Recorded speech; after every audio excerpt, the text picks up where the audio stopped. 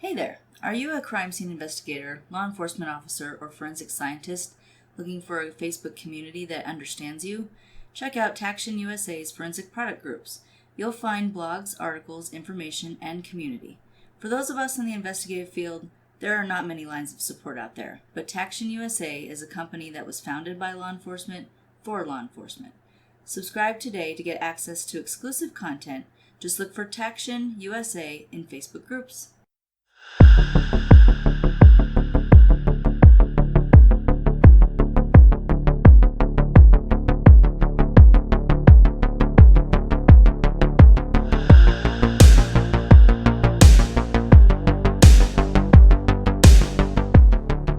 Welcome to Crossing the Tape, your favorite true crime podcast.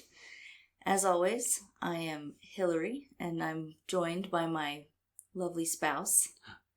It's me, Brendan. And just for those of you who may be new, we haven't really done a recap in a while of who we are and our background. So just so you know, we are a married couple that met while investigating a homicide scene. Mm-hmm. And at the time, I was a crime scene investigator. And Brendan is an active duty cop somewhere. You don't need to know where, but he is. I'm out there. So our background is police and investigation. And that's kind of what brought us together and what motivated us to put together this podcast.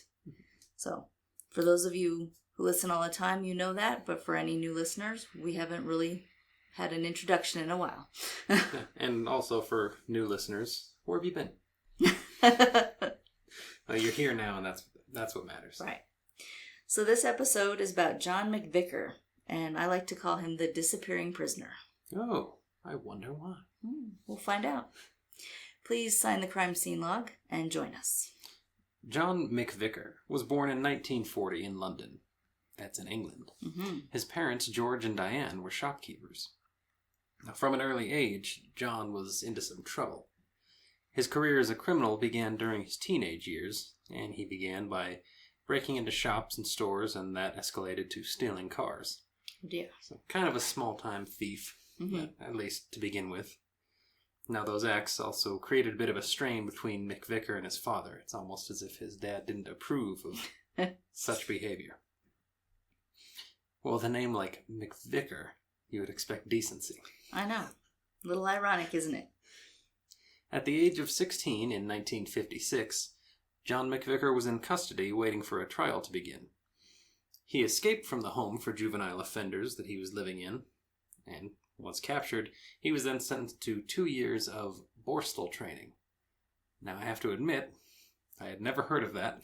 I hadn't either, so I had to look it up and find out. I was wondering, what is a Borstal, and how do you train it? I wasn't sure. I figured it was something to do with probation, but I wasn't familiar with the term. So, Borstal training was for offenders under the age of 21. All juveniles were sent there. It was kind of a structured home for wayward bad apples and miscreants. Wayward children. Yeah, there was a strict structure of discipline and work and education. And I'm not certain, but I believe that was a European thing. I don't think it was, not on this side of the world. Right. When I was looking it up, it was also a system I think used in India and some other places. But I figured it was used in other places, but not in the U.S. Yes. There was no corporal punishment, really, unless someone, assaulted a guard. But even then, in one 10-year period, that was used 8 times because it had to be signed off on by, several judges and the secretary of the house and all that. Mm-hmm. And even then, it was just a couple of swats with a tree limb sort of thing. Right. It wasn't like horrendous, beatings in the yard every day. Right. But that system was eventually done away with in 1982, thanks to the Criminal Justice Act, and it was replaced with, similar to juvenile detention centers that we have in the U.S., just jail light for the bad kids. But McVicar was sentenced to Borstal training for a bit.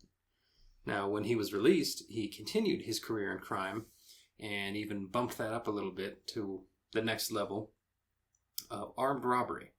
So that type of crime put him in a new serious category. Right. And in 1964, he was arrested for armed robbery and sent to prison for 8 years. So no more Borstal for him.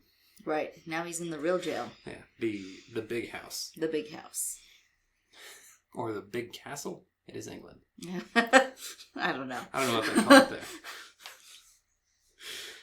there. He might have missed his calling as maybe an escape, like one of those escape act magicians. Yeah. I kept thinking he should have been, another Houdini. Yeah, slipping out of straitjackets because he was pretty good. Yeah, very effective at disappearing. What do they say? He's a bit of a wet noodle. Yeah. He was serving his 8-year sentence and, had become an expert absconder already. Right. He was held in Her Majesty's prison, Parkhurst. This particular facility was known to have high security and was actually on an island, so even if you get out of the walls... You'd think it'd be like Alcatraz. Yeah, you're not loose in society yet. Right. You have a long way to go. You have a little ways to go there. Yet, somehow, McVicar escaped after his trial, and at the time of his escape, there were 12 other prisoners who also made the move with him. Mm-hmm. Some of them even taking out some of the prison guards. Right. Now, most of the inmates were rearrested in due time, except McVicar. Of course. And since he was at large, he knew he'd be found soon, and, the hunt was on, so he had to hide out. And to do so, he contacted a fellow named Joey Pyle.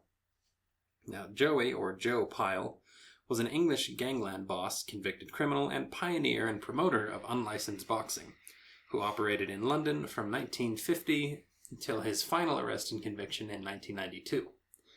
The New York mob knew him as London's Don of Dons. So he even had the respect of... Wow, that's quite something. Yeah, they knew if anybody was going to make a move in London, you better talk to Joe Pyle first. To the London Don. Yeah. And I don't believe he's even Italian. They just knew that's his territory. With the name Pyle, I don't think so. Yeah, you leave him be. They respected him in his gangland tactics. Mm-hmm. Plus, apparently he was a bit of a boxer too, so yeah, he might rough you up himself. Basically, if you needed something underhanded or seedy done in London, you reached out to Joe Pyle. And Pyle met McVicar at Portsmouth and began driving. Hopped in the car. He was most likely going to smuggle him away to a safe house until the heat died down. Yeah. Taking him somewhere, but Pyle and McVicar ended up at a police roadblock in Dorking. I believe I pronounced that right. Mm-hmm. What fun names they have over here. I know.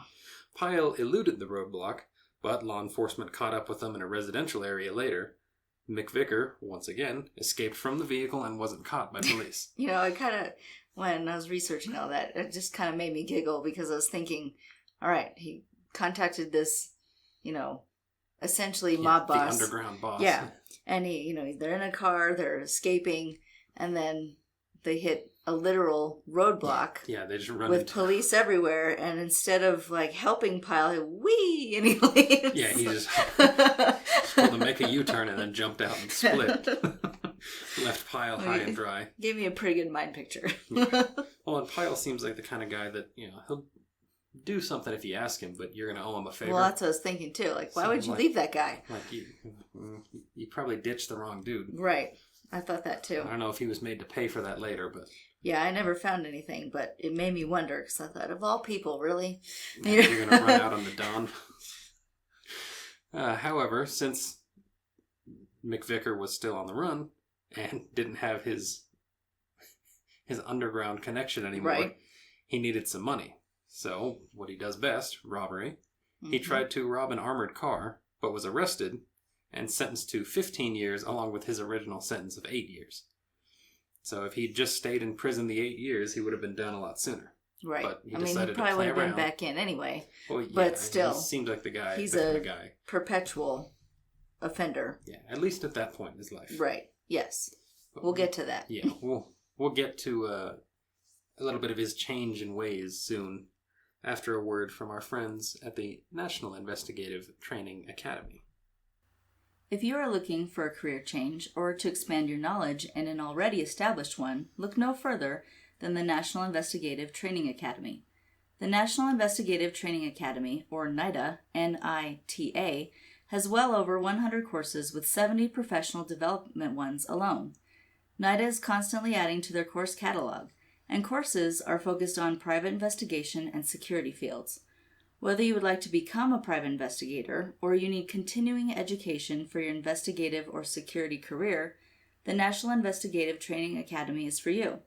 All courses offered are 100% online and do at your own pace. Once completed, you will receive a certificate in that course. Sign up today at investigativeacademy.com. Make sure when you sign up for your courses, you mention we sent you there. We encourage you to get the best investigative and security training possible today. When you sign up, mention our brand ambassador code, BA2367. That's BA2367, and you can find those courses at investigativeacademy.com. Look for links in our show notes as well. Before we go on, we want to give a little quick shout out and thank you to a few people that have actually used the brand ambassador code for the National Investigative Training Academy. We've received word that some people have signed up for courses, and we just wanted to give a shout out and a thank you. Yes, it means a lot to us, and we're glad that you're able to use our code to get a little training and hopefully advance your career. Yes, so thank you again. And back to the story. Now, while in custody this time around, John McVicar was sent to another maximum security facility, and lo and behold, he escaped that one too. Gee. Yeah. What a shaka. He didn't learn his lesson in Borstal training. That boy. After this escape, he remained out on the run for 2 years. So, just out, well, I was going to say out on his own, but he wasn't. He wasn't. He had a whole life. Yeah, he just kind of got back to living his life as if he wasn't a wanted man. Mm-hmm. But after 2 years, I guess he'd figure out they would have got me by now if they were coming. But he lived in Blackheath, which is part of South London, with his girlfriend and their son. He proposed to the girlfriend, but in the end, it seems she grew a bit tired of his antics and she left him. So, I mean, she was no fool. She saw through him. Yeah, this guy's in trouble. Yeah, and what I kind of read was, I'm not certain, but it seems like it was kind of a hookup and they had a son and then they were together for a while and I was like, I don't think so. He made it work until she went, dude, someday they're going to come dragging you out of the apartment. Right. Now, at that point, he had been declared public enemy number 1 by Scotland Yard, and, the hunt was still on for him, mm-hmm. and he was eventually caught, sentenced to the entire 23 years he had been on the run from. Yes. But he was paroled in 1978, so he did manage to shave some time off in the end. Yeah. They probably wanted to parole him before he escaped again, because I know. Then we gotta go look for this guy. Oh crap! We gotta look for this guy just again. Get him out. He's not really a danger. He's just kind of a bad apple. They probably had to have him on round-the-clock watch. And, probably. Make sure he didn't sneak a spoon back to try to carve through the wall. They were most likely glad to have that particular prisoner gone. Right. Now, once he was released, he wrote a book about his life called McVicar by himself. The book was also used as the script for the 1980 movie made about his life, and interestingly enough, Roger Daltrey of The Who played him. That movie wasn't bad. And then the music is very good, actually. I mean, hey, it's The Who. It's The Who. It's got to be good. Now, also around that time, McVicar became interested in journalism, so he's turned over a new leaf. He's gone legitimate. Yes. Now that he's spent years in prison, I guess he's over his crime spree. He was published in several magazines and was often asked to discuss crime and punishment types of events, which who better to talk to? Right. It reminds me of, them people asking Ted Bundy about what he thought of certain serial killers or serial offenders. Well, what is their next move going to be? Mm-hmm. Who better to ask? Right. And who better to ask, hey, what's it like in prison? Right. Than the guy who hated it so much he left several times. In 2002, John McVicar married a countess, which, well, how about that? The two ran a publishing company together, so now he's a legitimate businessman with a high society wife. Right. Now, while they did own a business and work together, their relationship was strained because they were always apart. I guess she was off counting and he was journalisming. Yeah. Also in that year... I suppose. Somebody's got to do the counting. Also in that year, McVicar published a book about Jill Dando, who was a broadcaster who was murdered, and sneak preview. We'll discuss that in the next episode. And sadly, at the time of his death, he lived in a caravan. Which is basically an RV. Yes, for those of us not across the pond. And he died of a heart attack while walking his dog. Yeah, so he kind of ended his life on mundane terms. Yeah, he just kind of fizzled out. Yeah, which, I mean, it's not a bad thing. Yeah, I'd prefer just walking the dog rather than armed robbery. Right. But it's interesting. Yes, and we couldn't confirm the whereabouts of the dog. Oh, yeah. He's in our thoughts. That was quite a while ago, though. So 2002. Well, he's in somebody's thoughts by now.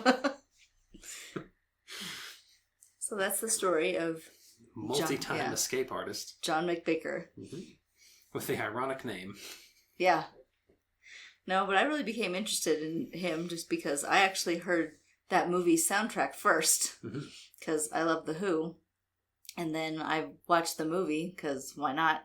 Right. And then I thought, I wonder what this guy's really all about. Yeah. Yeah, how much is real? What's up with that guy?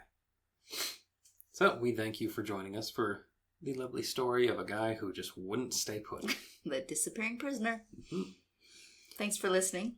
And come back again next time for the story of Jill Dando. Stay safe. So long.